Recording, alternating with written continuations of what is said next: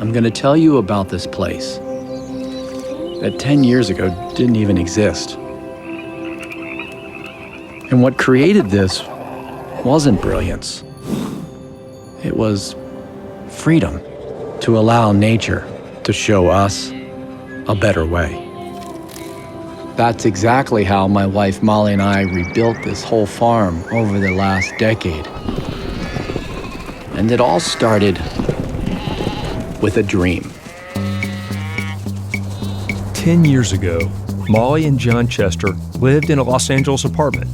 They had a tomato plant and a dog until they bought the farm. Okay, well, not that farm. Actually, they bought a real farm in Southern California. With no prior experience, they purchased an old lemon grove.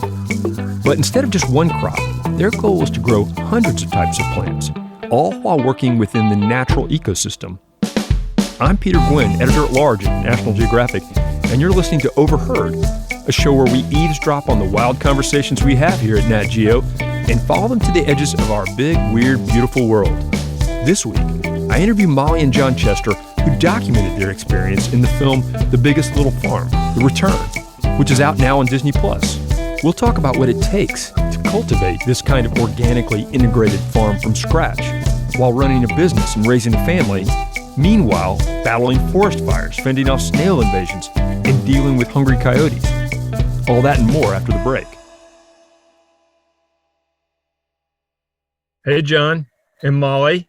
Hi. So why don't we just start off, maybe you could both introduce yourselves, just say your name and what you do. My name is Molly Chester. I'm a chef and farmer of Apricot Lane Farms from The Biggest Little Farm. My name is John Chester, along with my wife Molly. We're co-founders of Apricot Lane Farms, and I'm also a filmmaker. Okay, so for people who haven't seen The Biggest Little Farm, can you tell us a little bit about your farm, Apricot Lane? Well, we were living in the city with an adopted rescue dog, and we had talked about this idea of building a farm in the image of an ecosystem for a long time, and we decided to do it. It was probably about 2011, and the idea was that we would enter into this land, regenerate it, return it back into a biologically diverse ecosystem, and then try to farm within that diversity as a way to create a self-balancing system, which is pretty different compared to the way most farming has gone over the last 100 years. So it was the perfect mission for two very idealistic, naive former city dwellers. Okay, I have to ask though, did you watch a lot of episodes of Green Acres before you went and did this? No, apparently not enough. That is a question that gets asked quite a bit. Is it really? Well, I think that's because there is sort of this, I don't know if it's an American sort of like part of the American dream or one of the American dreams is like, yeah, we're going to just leave the rat race and go back to sort of this simple life on a farm. But you guys actually have done this. Is there some sort of impulse to get close to the land that you guys felt like you were tapping into? Well, I think the idea taps into a universal coding within the human experience to want to go beyond just purpose and meaning in our lives and find this connection to the ultimate source. And whether we know it or not, it's programmed within our DNA to want to find that. And farming is just a term used as a method. And for us, I think we were just tapping into something that everyone has in them, whether they know it or not. We were just a little maybe crazy enough to sort of admit it to each other and declare it to the world. How did people react when you told them what you were doing? We've certainly got many different reactions, and not all of them were enthusiastic. Yeah, I think some of that resistance is a good indicator of where you need to go in life. Yeah. Most of your family and closest friends will not be telling you it's a good idea. It's usually strangers. Oh, interesting. Huh. Okay, so how did you guys decide among yourselves you were going to do this? It's always been in us. I think just as life goes on, you're seeking these meaningful and purposeful experiences. And at some point, you come to a crossroad and you realize the last one is that connection to each other and your connection to the planet. And to get there, you kind of need to go all in. And you need to feel that, what it feels like to be vulnerably dependent on the ecosystem. I also think one of the things about the unique combination of John and I that really has enabled what we desired to come true is that we do kind of come at any problem from very different perspectives. And at the beginning, I may have come in with the desire for a certain type of food. John had a real innate understanding of more kind of the wilderness aspect of the ecosystem part. And through the pull and tug of those things and the understanding of how the interplay of them works, we've come to a great spot. Yeah. Like the one thing we both probably would say we know for sure is that neither of us know nothing for sure. So it's really good to stay open to the possibilities and other perspectives that someone may bring to the solution to the problems that you face. Those first couple years, I've always said it felt like we were riding on the wings of God. You just said yes is essentially all that happened. And you're having to then learn through the challenges that are meant to strengthen you in the unique ways that you need to be strengthened to be able to finish the task. Once you guys decided you wanted to do this, where do you go looking to find, a farm? That's a really good question. Well, I didn't want to visit this farm. Yeah, John was like, let's go check this place out. And I was like, it's a horse farm. I wasn't really... A horse and lemon farm. It didn't look like... They didn't sell it well, I guess. But we knew the moment we walked on. Yeah, we didn't even get to this gate. And we were like, we have to make this happen. We felt it. We felt it. Most of the farms in this area, they've literally eliminated every tree or plant that is not a crop. So there's no diversity. There's no place for a hawk to perch or an owl to perch, and there were at least some old growth trees here. And, when we found it, we knew it was the right spot. So what's the first thing you did? Where do you even start with a massive project like this? Where we thought we would start and where we needed to start were two different things. Where we thought we would start was, okay, what are we going to plant? But the reality was we really ultimately had to start with rebuilding the soil before we really could even begin to plant new things. The soil was, in comparison to what it is today, it was dead. And we had to create a system that would enhance and regenerate that. So composting, starting a composting operation on the farm so that every cutting or every ground up old growth tree got turned back into mulch to feed those microorganisms, to start that flywheel of essentially alchemizing death back into life to build soil. That really is ground zero, I guess, right? It's everything. Right. Without that, there is no new life after death. Death is intentionally transferred back into a living thing through that process of decay and decomposition that happens in the soil layer. Coming up, Molly and John talk about the great snail invasion. That's right after this break. It started off as a horse and lemon farm. So now what would you tell people what kind of farm it is? Just on the animal side, cows, pigs, chicken, sheep, ducks, guinea hens, turkeys. Oranges, apples, nectarines, peaches, plums, cherimoyas, guavas, macadamia nuts, Figs. And then over 15 different varieties of avocado trees. And one kid. What you got there, Buster? Peach. Maybe a nut, apple, maybe a peach. All right, not too many. It's not required for a biologically diverse farm to grow that much diversity in terms of food crop. It's just something that two naive people did. They like to cook with all the things. Yeah, this is the problem. Don't start a farm with a chef. Rule number one. Yeah, don't do that. I'm writing that down, actually. Don't do that. What's important is essentially creating the immunology of your farm. The immune system of the farm is based upon its biodiversity.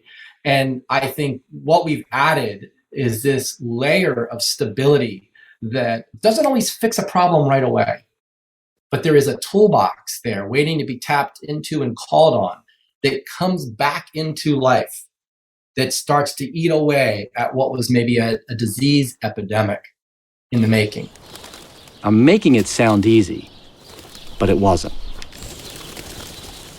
The birds attacked our orchards. Snails smothered our trees. so we can't put poison out. Nope. Our ducks polluted our pond. Coyotes killed our chickens. One of the things in the film that I was struck by is like just how you would address problems that arose. And the one I'm thinking of is the snails.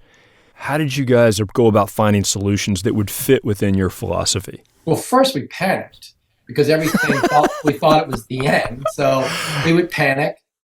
Then we would probably fight about it. And then, yeah, we would fight. And then we would try to maybe think of ways to fight it. We realized that every act of control that we want to put onto the system has collateral damage.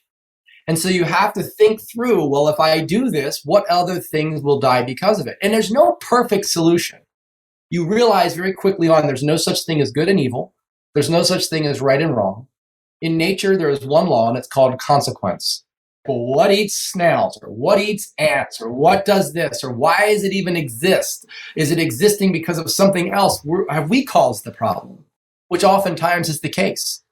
So I think you have to be willing to be curious in the moments of that great fear, because that is what we ultimately realized was the antidote to all of our fear at every moment was actually a deep sense of curiosity for it, not trying to control it completely, but actually try to understand why it existed. The solutions to our problems began to appear within the diversity that we had created. Hawks returned to chase away the starlings.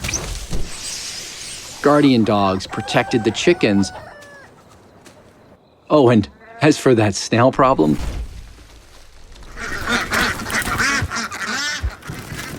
in just one season, our ducks ate over 96,000 snails, turning the snails into nitrogen-rich duck poop, adding yet another layer of fertility to regenerate our soils. The time period that you guys have been there has been a pretty rough time for California, and California farmers in particular. I mean, we've seen, the fire seasons, wind, drought, etc. It seems like a whole nother layer on top of this already big challenge that you both have undertaken. It didn't feel like the world was ending. I mean, it was the beginning of the worst drought in 1,200 years. They said these winds are 50 miles an hour, get ready for them, and they were 80 miles an hour. Like a sustained 80 mile an hour wind for not just a day, but for sometimes weeks, sometimes, on and off is intense. Add fire to it. I think it has felt apocalyptic at times. But is there still more we can do to create a resilience for the next season of those challenges? Absolutely. And we're learning every year through surviving it what we can do to adapt to those changes. And I think that that's not exclusive to our journey.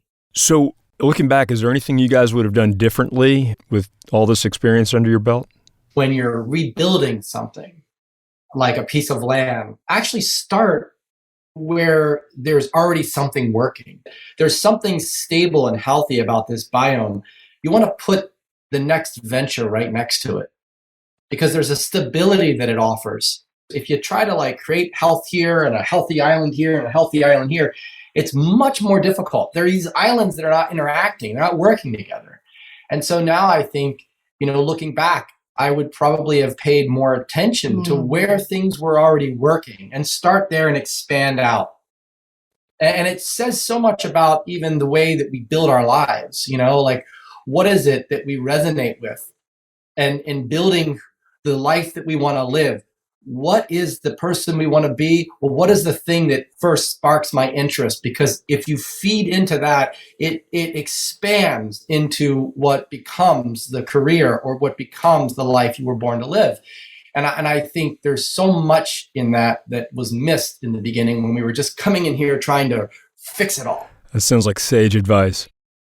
If you like what you hear and you want to support more content like this, please rate and review us in your podcast app. And consider a National Geographic subscription. That's the best way to support Overheard. Go to natgeo.com/explore to subscribe. And to see the Chester's film for yourself, The Biggest Little Farm: The Return is now streaming on Disney+. We've included a link in our show notes. They're right there in your podcast app. This week's episode is produced by Brian Gutierrez. Our producers are Kyrie Douglas, Alana Strauss, and Marcy Thompson. Our senior producers include Jacob Pinter. Our senior editor is Eli Chen. Our manager of audio is Carla Wills. Our executive producer of audio is Devar Ardalan, who edited this episode. Our fact checkers are Robin Palmer and Julie Beer. Our photo editor is Julie Howe. Hansdale Sue composed our theme music. This podcast is a production of National Geographic Partners. Whitney Johnson is the Director of Visuals and Immersive Experiences. David Brindley is National Geographic's Interim Editor-in-Chief. And I'm your host, Peter Gwin. Thanks for listening, and see y'all next time.